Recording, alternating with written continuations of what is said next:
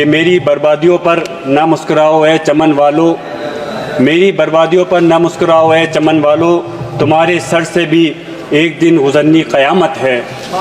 मैं आप लोगों से कहना चाहूँगा जो आज बजट का ढिंढोरा पीट रहे हैं कि ये बजट बहुत बड़ा बजट है और आम जनता के लिए बजट है, ये आम जनता के को बचाने के लिए बजट नहीं बल्कि ये बजट सरकार को बचाने वाला बजट है। मैं कहना चाहता हूँ कि इस वक्त आपने रोज़गार देने के नाम पर वादा किया था कि हम हर साल 2 करोड़ रोजगार देंगे 2014 में, और 2014 से लेकर अब तक 10 साल हो गए। अगर आपने रोजगार दिया होता तो 10 करोड़ रोजगार होता और हर परिवार के अंदर एक आदमी को रोजगार मिला होता, लेकिन आपने उनके साथ धोखा किया है।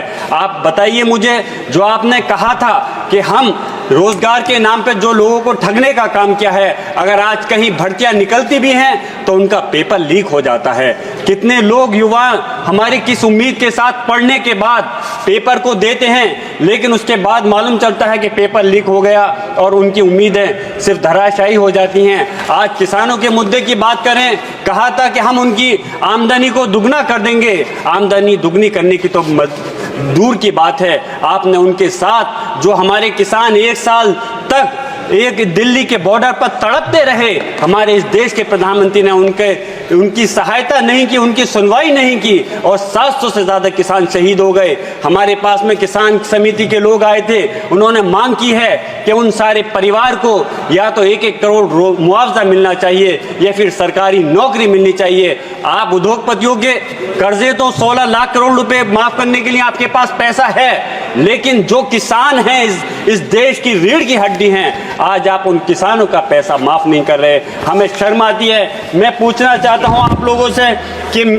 इस वक्त आज एजुकेशन की अगर हम बात करें कि जो एजुकेशन के नाम पर हमारे अलीगढ़ मुस्लिम यूनिवर्सिटी, जहां से मैंने भी तालीम हासिल की है, और जामिया मिलिया इस्लामिया, आप उनका लगातार बजट घटाते जा रहे हैं। एएमयू के जो 5 कैंपस थे उनका वो बंद होने के कगार पे आ गए हैं। आप उनके साथ क्यों खिलवाड़ कर रहे हो? यूपीए के टाइम पर सच्चर कमेटी की रिपोर्ट थी कि मुसलमान दलितों से भी ज्यादा पिछड़ चुका है, लेकिन आपने भाजपा कहती थी कि हम मुसलमान के हाथ में एक हाथ में कंप्यूटर देंगे और एक हाथ में हम उनके कुरान देंगे, लेकिन उन्होंने सिर्फ उनके साथ में धोखा किया, छलने का काम किया। एनडीए ने 2022-23 में अल्पसंख्यक बजट के नाम पर 5020 करोड़ अलॉट किए थे, लेकिन सिर्फ 2612 करोड़ रुपए को ही खर्च कर पाए। इस बजट को 2024-25 में सिर्फ 3123 करोड़ किया गया।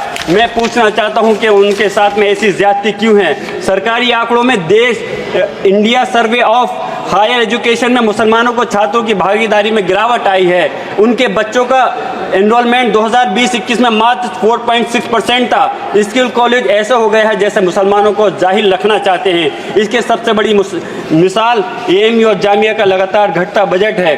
पीएम जब मुस्लिम मुल्क में जाते हैं तो उनका सम्मान होता है। अरब से पीएम अपने दोस्त उद्योगपतियों के लिए इन्वेस्टमेंट भी ला रहे हैं, अच्छी बात है, लेकिन जब भारत में मुसलमानों की आर्थिक, सामाजिक, तालीम और मुसलमानों की सुरक्षा के सवाल पर यूएन में अमेरिका की अल्पसंख्यक रिपोर्ट हमारे देश पर उंगली उठाती है तो सरकार के लिए शोभा की बात नहीं है। आखिर उसके बाद भी मॉब लिंचिंग, बुलडोजर चलाकर मुसलमानों के मकान गिराकर खुद भाजपा सरकार क्या देना चाहती है? अलीगढ़ मुस्लिम यूनिवर्सिटी के लिए मैं बस अपनी बात को ख़त्म कर रहा हूँ। माननीय अध्यक्ष महोदय, अलीगढ़ में हमारे माननीय अध्यक्ष राष्ट्रीय अखिलेश यादव जी ने एक डेलीगेशन बना करके भेजा था और उसमें मैं गया था जहाँ पे मॉब लिंचिंग हो गई, और उनके अफसोस की बात यह है कि मॉब लिंचिंग होने के बाद कि फिर वहाँ के भारतीय जनता पार्टी के लोग उनके जिन्होंने मॉब लिंचिंग की है उनको बचाने का काम करते हैं। हम बुलडोजर चला देते हैं। मैं कहता हूँ बुलडोजर चलाने का काम, सजा देने का काम कार्यपालिका या व्यवस्थापिका का नहीं है, न्यायपालिका काम है। बस मैं अपनी बात खत्म कर रहा हूँ इस शेर के साथ कि लश्कर भी तुम्हारा है, सरदार भी तुम्हारा है, तुम झूठ को सच लिख दो, अखबार भी तुम्हारा है। खूने मजलूम ज्यादा दिन नहीं बहने वाला, जुल्म का दौर बहुत दिन नहीं रहने वाला, इन अंधेरों को जिगर चीर कर नूर आएगा। तुम हो फिरौन तो मूसा भी जरूर आएगा, तुम हो फिरौन तो मूसा भी जरूर आएगा।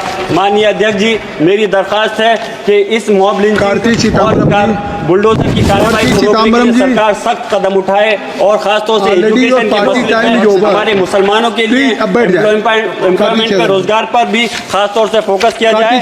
ये बजट जो कि कमजोर बजट है और इसमें आम जनता के लिए मुसलमानों